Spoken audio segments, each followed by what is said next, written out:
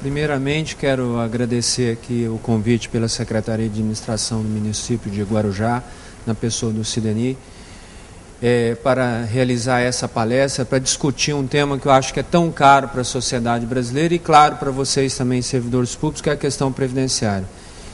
Como bem lembrou o Sideni, a questão de, quando a gente fala de regime de trabalho, regime CLT, regime estatutário, nós estamos sempre ainda vinculando, e eu acho que é a primeira coisa importante comentar, regime de trabalho com regime previdenciário. São coisas distintas, que é sempre muito bom lembrar, mas que acaba na sociedade brasileira, acaba vinculando de alguma maneira.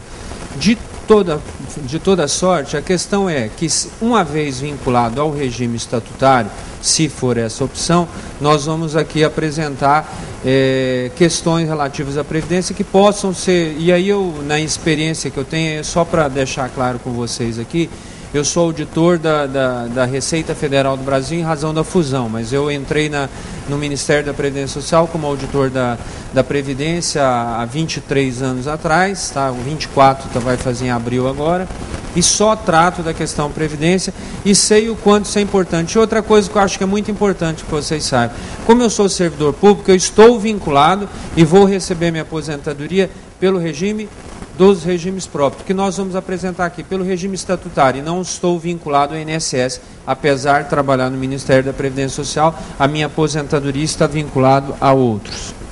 Bom, a primeira coisa que eu quero comentar é que regime próprio de Previdência é uma garantia constitucional para servidor público. É o regime que existe para a União, para todos os estados brasileiros, para todas as capitais. E por que isso? E aí eu acho que a melhor maneira é a gente apresentar esse quadro aqui.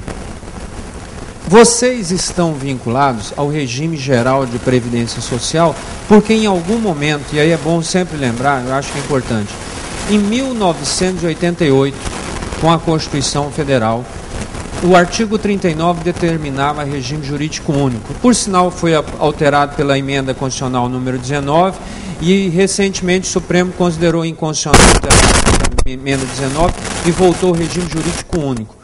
E incrível que no interior de São Paulo, e aí incluindo Guarujá, houve uma disseminação de se ficava a jurisprudência. O que é regime jurídico único? É regime CLT ou regime estatutário? E no interior de São Paulo, particularmente, eu não encontro isso em praticamente nenhum outro estado da Federação Brasileira, tem muito ainda CLTista, como vocês. Isso é pesta rara no Brasil. Por quê? Desculpe a minha opinião de quem trabalha com Previdência Social e quem trabalha há muito tempo. Regime CLT não combina com o setor público. Tem disparidades extremamente importantes. Eu estou a opinião aqui, claro que é sempre o que vale de vocês só, mas estou deixando bem claro que essa situação não foi muito comum e não foi nada comum na sociedade brasileira nos outros entes da federação, porque para os servidores estatutários há uma diferença bastante significativa, principalmente na hora da aposentadoria.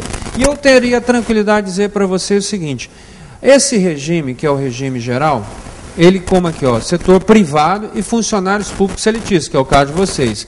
Hoje nós estamos com um valor de benefício na ordem de R$ 3.689,66, ou seja, qualquer servidor que ganhe acima disso não terá o seu valor de benefício, ele fica limitado a esse teto, e ele é administrado pelo INSS e, principalmente, eu acho que é importante, repartição simples. Isso aqui é o artigo 201 da Constituição Federal. Exerceu atividade remunerada no Brasil, sendo lícita, é segurado obrigatório do INSS. Todos servidores. Aí nós temos a exceção. A exceção é os servidores titulares de cargo efetivo. E aí, eu acho que o programa que foi apresentado aqui é muito interessante na hora que fala pontos favoráveis, entre outras questões, os pontos favoráveis e desfavoráveis.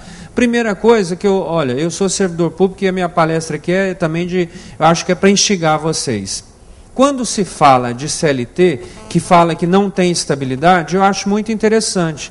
Não tem estabilidade para iniciativa privada, porque nós, servidores públicos, eu vou dar meu depoimento, se o Sideni que me corrija se eu duvido muito que deve ser comum aqui algum CLTista ser colocado, demitido.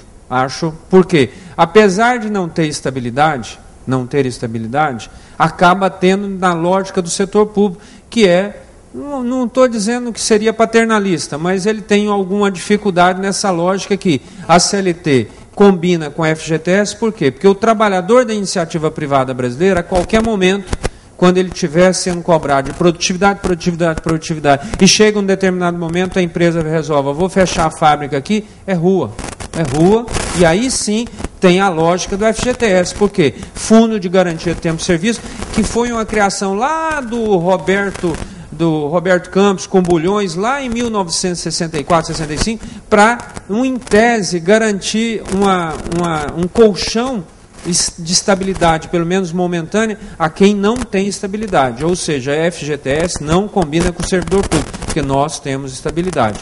Eu e vocês temos. Na prática é isso. Então, a primeira coisa... E aí, por isso que, em razão no regime geral, a vinculação regime geral CLT e FGTS tem essa lógica. Para nós, servidores públicos, não tem por diversos motivos. O primeiro é a média nacional, e eu sei, eu até perguntei, comecei a me inteirar dos números aqui, como regra geral, gente, por que os servidores públicos federais estão aqui no regime do artigo 40? Porque tem o 201, que é para todo mundo, como é aqui para o município de Guarujá. Regra geral, para todas as pessoas que exercem atividade remunerada. Mas os servidores públicos, que são o lobby, um dos lobbies mais fortes da sociedade brasileira, e isso eu não estou falando como crítica, nós temos um poder de barganha melhor do que boa parte da sociedade brasileira, nós conseguimos, na Constituinte, permanecer com um sistema que já existia antes, que era, em razão de ser regime estatutário, ter direito a um regime de previdência diferenciado. Eu digo hoje, com toda tranquilidade, quando tem um concurso público e a gente vê uma fila imensa de pessoas procurando a ingressar num serviço público, em qualquer município brasileiro, em qualquer estado brasileiro, o que eles estão procurando basicamente? O que eles estão procurando basicamente? Duas coisas que não tem preço, que eu falo igual a propaganda da Mastercard, não tem preço. Estabilidade, que em tese não tem depois da emenda 19, que a gente até os efetivos poderiam, e a previdência diferenciada.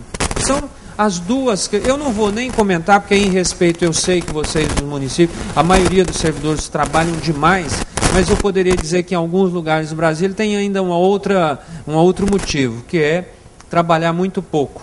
Entendeu? Ganhar bem e trabalhar pouco. Mas não é o caso, com certeza, de Guarujá. Tá?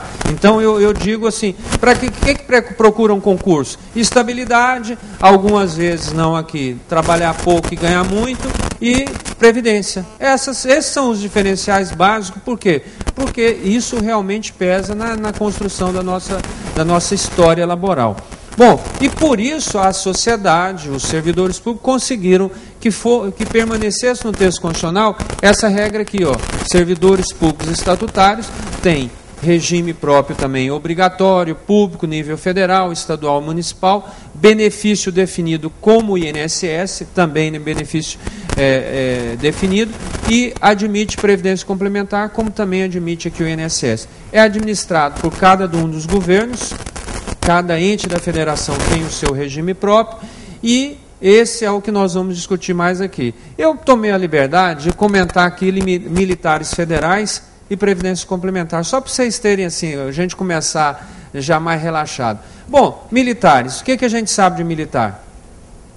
Talvez aqui nessa sala, Sidney, deve ter, pode ter, porque tem bastante mulheres, alguma filha aqui de militar